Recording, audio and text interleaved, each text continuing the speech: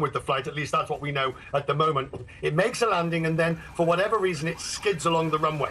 But if you look at one of those particular videos, you will see that the right engine becomes completely disengaged from the aircraft. So either the landing gear collapsed, whether that's the front nose gear or the main gear, or one of the wings touched the ground, or the engine touched the ground, but certainly in the process of the skid, that right engine becomes disengaged from the aircraft. A fire ensues, which is not surprising, bearing in mind that the plane would have had its emergency and go around fuel still in the tanks.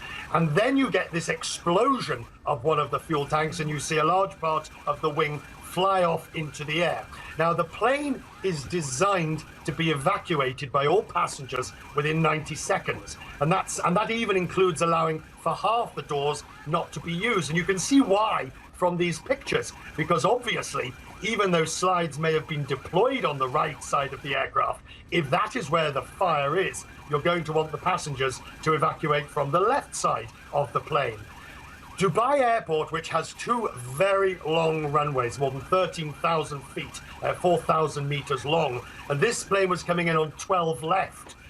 Which is, they're two identically parallel runways of exactly the same length.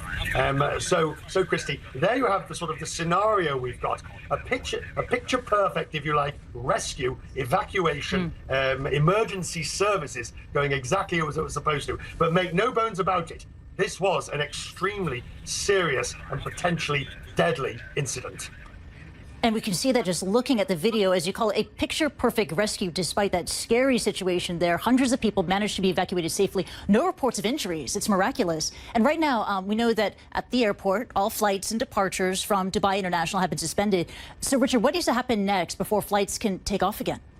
Well, first of all, we need to know a little bit more about where the aircraft actually came to rest. Had it already left the runway, or is it on the runway, or is it straddling the runway and the grass verges? That's the first thing, because obviously runway 12 left, 30 right is inoperable for the foreseeable future. But Dubai does have two airports, and it is experienced at using single runway operations. It had to do it when one of the runways was under maintenance. But we learned from that incident that it is delayed because the airspace around Dubai, Abu Dhabi, Qatar is extremely congested because so much airspace is restricted for military that actually there are going to be delays. I mean, I think Emirates is being somewhat optimistic when they talk about a 4 or 6 or an 8 hour delay. They will get operations started again, but they will